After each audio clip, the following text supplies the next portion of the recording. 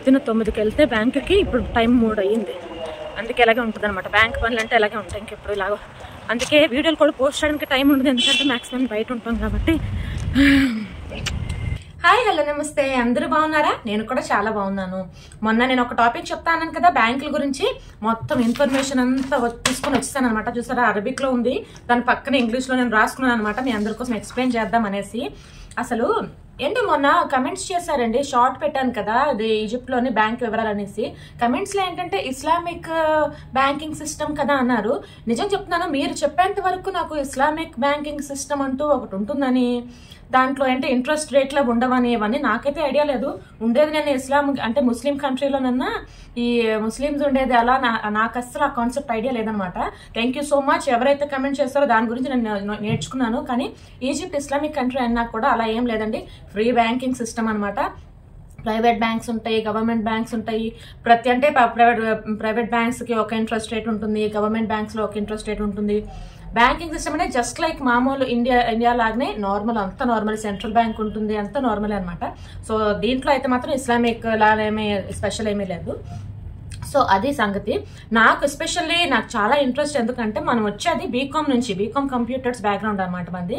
నాకు last final year లోనే banking, మళ్ళీ లెడ్జర్లు, తర్వాత ప్రాఫిట్ లాస్ అకౌంట్స్ అవంటే చాలా చాలా ఇంట్రెస్ట్ వచ్చేసి ఫైనల్ ఇయర్ లో మాత్రం మంచిగా నేర్చుకున్నాను.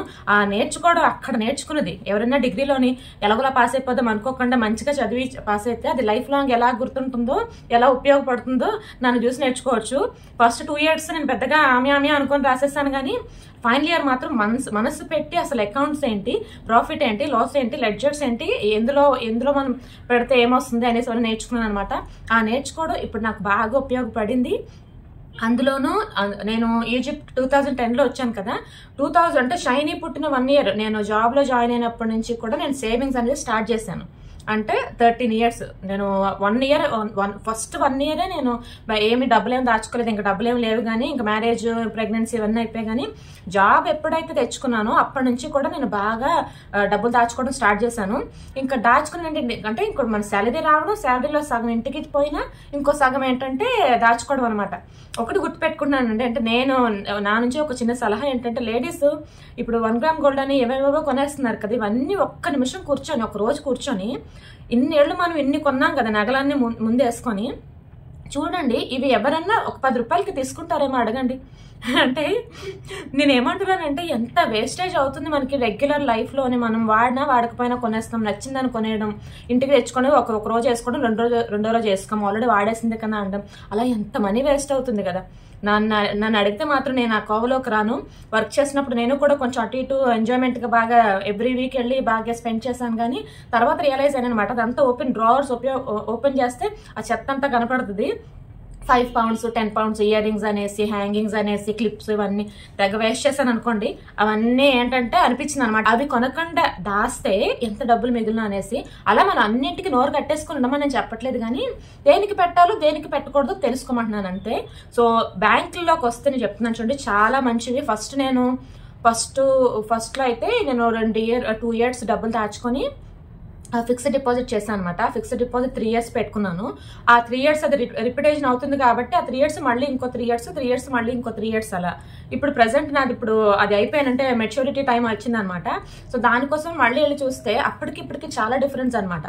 నేను అప్పట్లోనైతే 15% ఎంతో ఉండిందండి. అంటే మనకి ఇప్పుడు చూడండి, ఇది చూపిస్తున్నాను కదా, ఇక్కడ ఏం రాశారు మనకి, 3 years 1 year అంటే మనకి ఇది గవర్నమెంట్ బ్యాంక్ అండి, ఇది నేషనల్ గవర్నమెంట్ బ్యాంక్ అనమాట, national bank of Egypt. So అది రిపోర్ట్ అనమాట. అలాగే ప్రైవేట్స్ కూడా ఉన్నాయి. ప్రైవేట్ లో చూసుకుంటే 1 year లేదు, okay, 3 years 5 years fixed deposits ఉన్నాయన్నమాట. మామూలుగా సేవింగ్స్ లోని ఇంట్రెస్ట్ అంటే 6 to 8% వస్తుంది.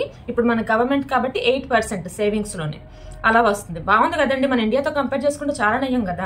కాకపోతే నేను ఫస్ట్ లో పెట్టినప్పుడు ఫిక్స్డ్ డిపాజిట్ 15% వేసాను ఫర్ 3 years.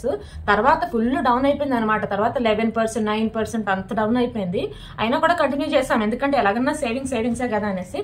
ఇప్పుడు మళ్ళీ ఆ 3 years అయిపోయింది. ఇప్పుడు మళ్ళీ ఇంకొక రిపిటేషన్ కి ఇప్పుడు మాత్రం చాలా హైలో వస్తుంది. చెప్తాను చూడండి, అది లాస్ట్ లో చెప్తాను. సో అలా అనమాట. ఈజిప్ట్ లో మాత్రం బ్యాంకింగ్ రేట్స్ ఎవరైనా కూడా దాచుకోవాలి డబ్బులు అనేసి అంటే బెస్ట్. నేను ఇంటి మీద పెట్టమని చెప్పను ఈజిప్ట్లోని, ఎందుకంటే ఇల్లు ఉన్నా కూడా పెరుగుతున్నా కూడా ఖాళీగా ఉంచుకొని రెంట్లకి ఎవరు ఉండరు ఇక్కడ. సో అందుకని మన మామూలుగా అయితే ఈజిప్షియన్స్కి ఎక్కువ మనకి రైట్స్ ఉంటాయి అనమాట ఇక్కడ కొనుక్కోవడానికి. బయట వాళ్ళకి అంత కొనుక్కునే అంటే ఆపర్చునిటీస్ తక్కువ. కానీ డబ్బులు బ్యాంక్లో దాచుకోవాలంటే మాత్రం దాచుకోవచ్చు. ఆ డాక్యుమెంటేషన్ కూడా వివరాలు మీకు చెప్తాను. ఒకవేళ ఏదన్నా అంటే ఇప్పుడు స్టూడెంట్ మీద కానీ వచ్చారంటే వీసా పెట్టుకుని వచ్చినా, లేదంటే 1 year కోసం ఏదైనా జాబ్ కోసం వచ్చిన ప్రైవేట్గా ఒకవేళ అకౌంట్ ఎలా తీసుకోవాలనేది కూడా నేను మీకు వివరాలు చెప్తాను. సో అలా అనమాట అండి. నేనైతే మాత్రం బాగా ఎంకరేజ్ చేస్తాను ladies, especially ladies, gents ladies అని కాదు కానీ దాచుకోవాలి. వైఫ్ అండ్ హస్బెండ్ కూడా ఇద్దరు దాచుకోవాలి. ఎవరి అకౌంట్లో వాళ్ళకి సెపరేట్గా ఉంటేనే బెస్ట్ అండి. మీకు తెలియకుండా నేనేంటి మనం అన్ని తెలుసుకోవాలి, ట్రాన్స్పరెంట్గా ఉండాలి. అది అన్నిట్లో కుదురుతుంది కానీ డబ్బుల విషయంలో కుదరదమ్మా. నిజం చెప్తున్నాను, నన్ను నమ్మండి. నేను బాగా ఎక్స్పీరియన్స్ చెప్తున్నాను. ఎవరి అకౌంట్లో వాళ్ళకు ఉండాలి. జాయింట్ అకౌంట్లు ఉన్న ప్రాబ్లం ఏం లేదు, ఇప్పుడు నాకు తలకాయ నొప్పి ఏం లేదు. కానీ స్పెషల్గా కూడా అంటే సెపరేట్గా కూడా అకౌంట్స్ ఉండాలి. అది చాలా చాలా ఉపయోగం లేడీస్కి, ఎస్పెషల్లీ లేడీస్కి. ఒకవేళ మీరు ఎంత ఖర్చు పెట్టారో కూడా ఎవరికి ఆన్సర్ చెప్పుకోదలుచుకో అవసరం లేదు. ఎందుకంటే మీకంటూ ఒక ఎర్నింగ్స్ అంటూ ఉంటే మాత్రం అది మీరు అందులోనే దాచుకోండి. దాని గురించి ఎవరికి డీటెయిల్స్ కూడా అవసరం లేదు. సో అదనమాట. నేనైతే బాగా లేడీస్కి సపోర్ట్ చేస్తాను ఈ విషయంలో. డబ్బులు బాగా దాచుకోండి. ఈవెన్ 1 రూపీ 2 రూపీ ఎంతన్నా కూడా దాచుకోవాలి. ఓకేనా?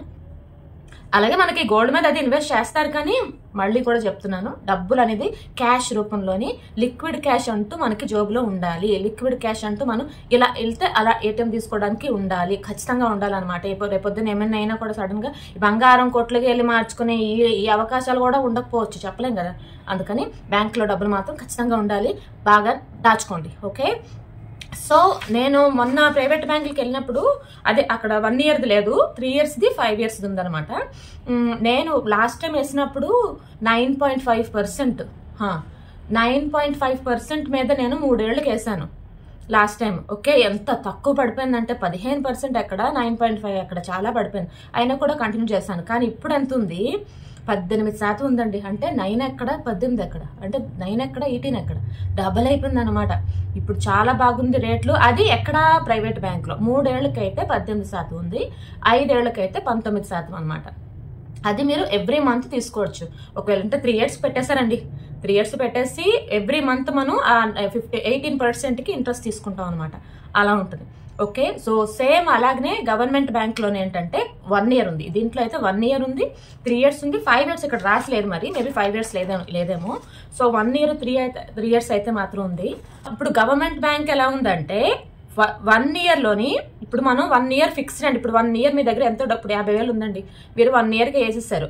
మీకు ఎవ్రీ మంత్ తీసుకోవద్దు, ఫిక్స్డ్ అలాగే వేస్తారనమాట. మెచ్యూరిటీ టైం వచ్చేసరికి 27% ఇస్తున్నారు. ఓకే. అంటే 50,000 మీద 27% ఒకేసారి తీసుకోవచ్చు అనమాట మెచ్యూరిటీ టైం వచ్చినప్పుడు. అలాగే ఎవ్రీ డే అనమాట. అంటే ఇప్పుడు 50,000 వేస్తారనుకోండి, రోజు ఇంట్రెస్ట్ కూడా తీసుకోవచ్చు. రోజు ఇంట్రెస్ట్ కావాలి అంటే ఎంత పర్సెంటేజ్? 23% అనమాట. ఓకే. సో ఇయర్లీ ఎండింగ్ లో తీసుకుంటే 27, రోజు తీసుకుంటే 23, మంత్లీ తీసుకోవాలనుకుంటే 23.5, 23.5%. అంటే 50,000 మీద 23.5% ఎవ్రీ మంత్ కూడా మీరు తీసుకోవచ్చు. ఓకే. సో అలా మీరు క్యాల్కులేట్ చేసుకొని చూసుకుంటే ఎంత వస్తుందో మీకు ఒక ఐడియా ఉంటుంది. అది ఏంటి? 1 yearకి అనమాట. 1 yearకి నేను చెప్పాను కదా అది. 3 years ఏంటి? 3 years ఎలా ఉంది? ఇప్పుడు ఫిక్స్డ్ అనమాట. అంటే ఇప్పుడు 3 years ఎవ్రీ మంత్ మీకు తీసుకోవాలండి. 3 years చేస్తున్నాను, నాకు ఎవ్రీ మంత్ కావాలి. అప్పుడు 21.5% వస్తుంది అనమాట. 21.5 అంటే 21.5% ఎవ్రీ మంత్ మీకు 3 yearsకి వస్తుంది ఫిక్స్డ్ డిపాజిట్ చేసుకుంటే. అదే ఇంకొక ఆప్షన్, ఇంకో 2 ఆప్షన్లు ఉన్నాయి. 3 years వేస్తారు, 3 years వేసిన తర్వాత మీరు ఎవ్రీ ఇయర్ ఒకసారి తీసుకున్నారనుకోండి. అంటే ఇప్పుడు నాకు 3 years వేసానండి, కానీ నేను ఇయర్ ఎండింగ్ నేను తీసుకోవాలనుకుంటున్నాను. అప్పుడైతే 26%, 22%, 23% అంటే ఫ్లెక్చువల్ అనమాట. ఫిక్స్డ్ అని ఏమీ లేదు. ఫస్ట్ ఇయర్ 22% ఉంది, ఫస్ట్ ఇయర్ 26% ఉంది, రెండో సంవత్సరం ఏమో 22%, అలాగే 3వ సంవత్సరం ఏమో 18%. ఫస్ట్ ఇయర్ ఏమో 26, సెకండ్ ఇయర్ ఏమో 22, థర్డ్ ఇయర్ ఏమో 18% ఉంది. అదేంటి? 3 years అనమాట. అదే ఇంకొక ఆప్షన్ ఏంటంటే పెట్టేసి 3 ఏళ్ళకి అనమాట. కాకపోతే ఇది ఫిక్స్డ్ కాదు. ఫిక్స్డ్ అని ఇంత నేమ్ సర్టిఫికేట్ మీద రాసి ఇవ్వరు, అది ఫ్లక్చువేషన్ అనమాట. దాన్ని ఒక్కొక్కసారి తగ్గొచ్చు, ఒక్కొక్కసారి పెరగొచ్చు. అలా ఏంటంటే first year 30%, second year 25%, third year ఏమో 20%. అది అలా ఉందన్నమాట. సో అది మ్యాక్సిమం. అంటే ఎక్కడ అసలు 21%, 21.5% ఎక్కడ, 30% ఎక్కడ. అసలు ఈ సంవత్సరం మాత్రం అంటే ఒక్కొక్కసారి ఈజిప్ట్లో అండి ఇలాగా బాంబ్ బ్లాస్ట్లు పేలుస్తారనమాట. ఒక సిచ్యువేషన్ వచ్చిందంటే చూడండి, ఇప్పుడు మనీ క్రైటీరియా వచ్చిందనుకోండి, ఇప్పుడు కంట్రీలో మనీ లేకపోతే ఇలాగనే ఎంకరేజ్ చేస్తారనమాట. మీ దగ్గర ఎంత ఉందో అంతా కూడా బ్యాంకులో వేసేసేయండి, దాన్ని మళ్ళీ ఇన్వెస్ట్ చేసుకొని కంపెనీస్లో ఇన్వెస్ట్ చేసుకొని ఇలాగ ఎంకరేజ్ చేస్తారనమాట. సో అలా ఇప్పుడు మాత్రం ప్రెసెంట్ మంచి సీజన్ నడుస్తుంది. అలా 30% వరకు 30% at the end of the year మనం తీసుకునే అవకాశం అనమాట. ఎక్కడ నుంచి 21.5 నుండి 30% వరకు మనకు తీసుకునే అవకాశం ఉంటుందన్నమాట. సో చూసారా, అరబిక్లో మంచిగా క్లియర్గా ఎక్స్ప్లెయిన్ చేశారు 3 అనేసి, కానీ మంచిగా రాసుకున్నాను ఇక్కడ. అదే ఇప్పుడు సేవింగ్స్, ఇప్పుడు మనకి ఫిక్స్డ్ డిపాజిట్ లేదండి, మామూలుగా సేవింగ్ దాచుకుంటున్నాము. సేవింగ్స్ అకౌంట్ ఉంది, ఓకే, గవర్నమెంట్ సేవింగ్స్ అకౌంట్ లోనే 3,000 రూపాయల కన్నా 3,000 పౌండ్ల కన్నా తక్కువ ఉంటే ఇంట్రెస్ట్ ఏమి రాదు, కానీ 3,000 కన్నా ఎక్కువ దాచుకున్నట్టయితే ఎవ్రీ మంత్ 8% అంట, అంటే 8% మనకి వస్తుంది అనమాట వడ్డీ, ఇంట్రెస్ట్. సో అది ఈసారి అనమాట. చాలా చాలా బాగున్నాయి కదా. అసలు కంపేర్ చేసుకుంటే ఇండియన్ బ్యాంక్స్కి ఇక్కడికి ఎంత చాలా, అసలు నాకైతే ఇంకో చెప్తున్నాను, ఫిక్స్డ్ డిపాజిట్స్ నాకు ఇండియాలోని ఎవరో కమెంట్స్లో అడిగారు కంపేర్ చేసి చెప్పండి ఇండియాకి ఈజిప్ట్కి అనేసి. ఇండియాలోని చాలా బ్యాంక్స్ ఉన్నాయండి, నాకు అవన్నీ నాకు ఐడియా లేదు, ఎందుకంటే నేను అక్కడ ఉండట్లేదు కాబట్టి నాకు ఐడియా లేదు. సో ఈజిప్ట్లో మాత్రం ఇది ఇన్ఫర్మేషన్ అయితే, ఈజిప్ట్లో ఇది మంచిగా చాలా బెనిఫిట్స్ ఉన్నాయి. దీనికి డాక్యుమెంటేషన్ ఏం కావాలి అనేసి అనుకుంటే, ఫారినర్స్ అయితే మాత్రం మీ పాస్పోర్ట్, ఓకే, మీ వీసా కార్డ్, ఎన్ని ఏళ్ళు ఉన్నారు, ఇక్కడ ఎన్ని ఏళ్ళు ఉంటున్నారు, వ్యాలిడ్ వీసా ఉండాలి.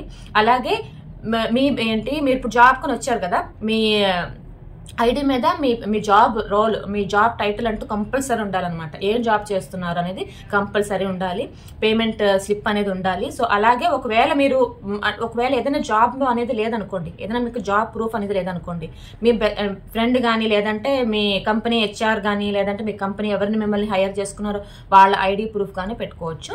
సో అది మీరు ఉన్నారు అంటే వ్యాలిడ్గా ఉన్నారు, వాళ్ళు మీకు ఏమన్నా ఒకవేళ ఇటు అటు అయితే వాళ్ళు ఉన్నారు పక్కన అనేసి ఒక ప్రూఫ్ అనేది మనం ఈజిప్షియన్ అయినా పెట్టుకోవాలన్నమాట. వాళ్ళ ఐడి ఒకటి మాత్రం కంపల్సరీ ఉండాలి.